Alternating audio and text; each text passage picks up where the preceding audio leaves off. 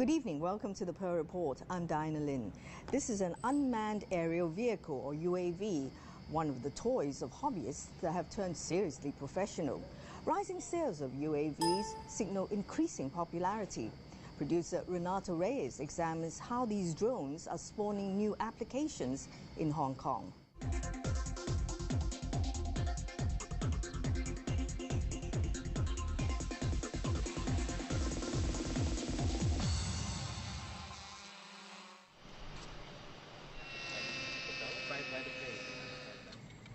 Here we're looking at a multi-copter called a hexacopter with 6 blades. It weighs 6.9 kg with the batteries and the camera. So we'll go for a test flight. My name is Jeffrey Yim. I am an unmanned aircraft pilot for about 6 years now. Before I start the engine, I make sure it's clear, there's no one around. And then I let people know that I'm starting by saying, "Clear prop!"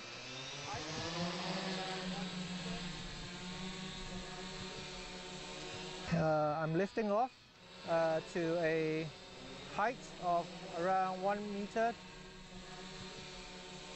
I check out the controls. Forward, yes, that's working. Roll left, yes, that's good. And then roll right, that's good. This drone gets all its lift from these motors here. And we have these 15-inch props. There's only one flight battery. Can fly safely for 7 minutes. That's it, 7 minutes. Jeffrey is also trained to fly a plane, but his passion for flying an aircraft started with drones. Last year, he quit his job as an information technology manager to turn his hobby into a business specializing in aerial cinematography. How high are we? 45 meters. Okay. I will hold altitude at 45 meters. Commercial projects, not yet. Yeah. I'm still doing a lot of my own show reels now. Camera operator, on. Camera, you have control. I have a camera operator. She will do the controls on the camera. Just pan the camera around.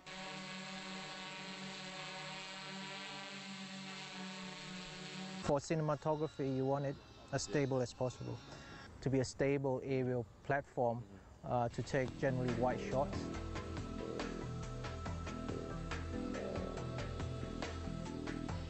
We can do follow shots from behind, from in front, from the side. Aerial photography using UAVs is so new in Hong Kong, very few media production companies are offering it. There are only a couple of major companies out there. Why not, be a pioneer in Hong Kong? I expect actually demand more for aerial cinematography.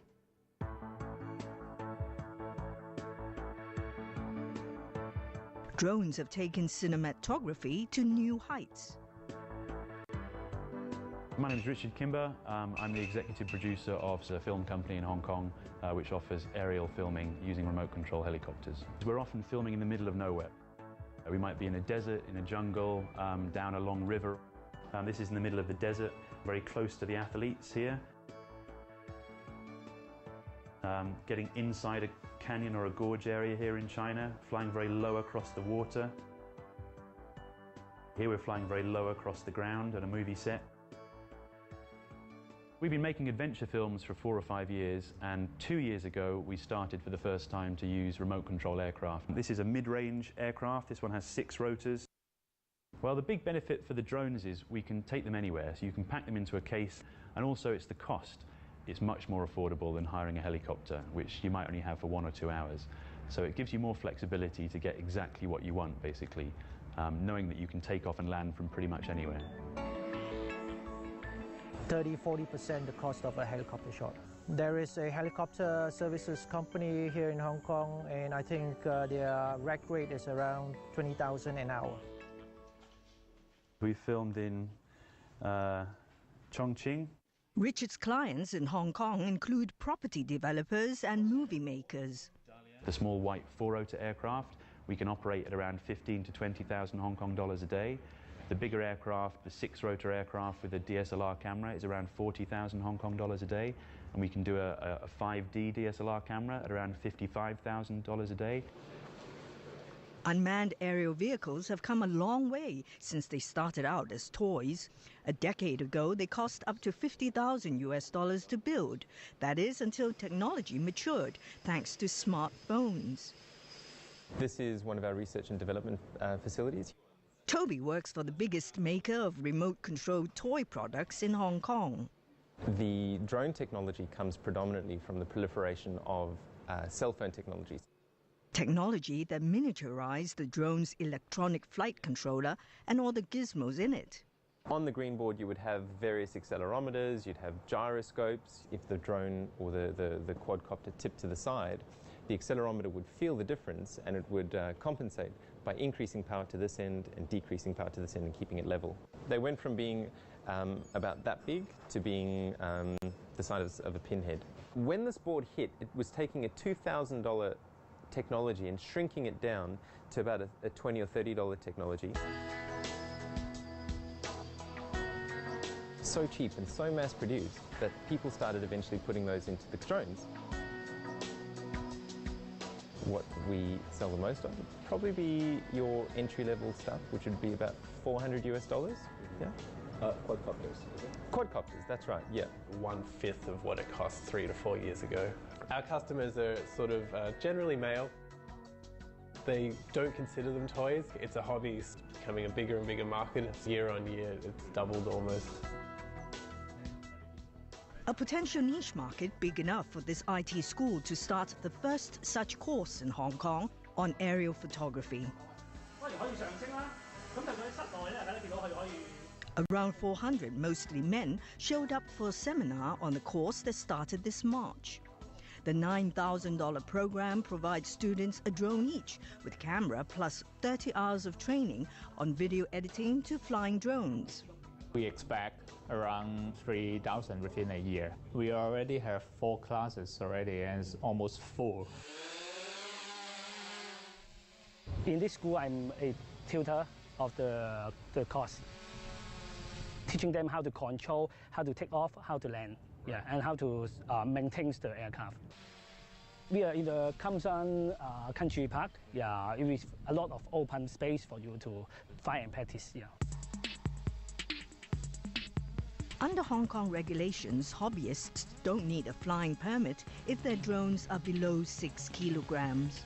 But they must fly the UAV within eyesight in open space, and only up to 300 feet, provided they don't endanger people and property. And stay away from urban centres, airports, telepads, Victoria Harbour and other restricted areas. This one is around 4 kilos. The school's drones are all below 7 kilograms. Anything above that weight needs a flying permit from the Civil Aviation Department, whose job is to ensure air safety. Because the fall could kill someone if it is falling from 200-300 feet to ground level. Up to this March, the CAD processed 26 applications to fly drones above 7 kilograms. They're not exactly filing a flight plan as a 747, but they have to notify Civil Aviation Department on their routes and operating areas and the time and all those details. Drones are getting smarter. They do more than filming. Typically for a large survey area, we usually use UAV. The government's unmanned aerial system deploys 2 types of UAVs for land surveying, a fixed wing and a rotary drone. This is Anderson Road Quarry. So up at the Summer Point area is around 45 hectares, around 60 standard football field. 20 hectares of the quarry is to be turned into land for housing, community centres and open space. Conventional land surveys of this site would take 2.5 weeks to finish. But for UAV, it only takes 2.5 days for the field work. And it does the job on its own, on autopilot, without being manually controlled. He already defined a flight plan for a small block. It will take 6 minutes.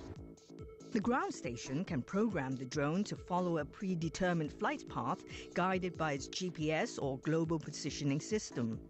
Flying parameters are transmitted wirelessly from a computer to the drone. Where to fly, how high or low, for how many loops. It's cheaper, fast and effective. It also gives comparable accuracy. Footage and pictures of sites are rendered in 3D. Plus, drones spare surveyors the risks of surveying disaster areas. Just after the landslide, the mud is wet and sometimes rock is falling, so it's dangerous to climb up to the slope. And because in some steep slopes, it's impossible to get access to that. So we use drones. But there's a downside to drones that bedevils every new gizmo: battery power. For fixed wing, it will stay about half hour, and for rotary, it's about 10 to 15 minutes. Right. It depends on the size of the drone and what kind of weight you carry. Most drones last between 10 and 15 minutes, so that's not very long, right? You would have to fly around, and then if you want to fly longer, you have to get back, swap the battery, and then you can fly again. A battery icon on the console tells the pilot how much power is left. If the battery runs out in mid-air, the UAV's safety mechanism kicks in. The aircraft will just land itself in a controlled manner. Up next, after the break, why a budding drone industry wants more regulations. The main concern is safety. There's lots and lots of new operators coming on board all the time. Many of them are not professional. I'd be in favour of more regulations. Maybe a private pilot's license. Big issue, the privacy issue. Because once you have a drone, you can go anywhere. The day may come that we need licensing.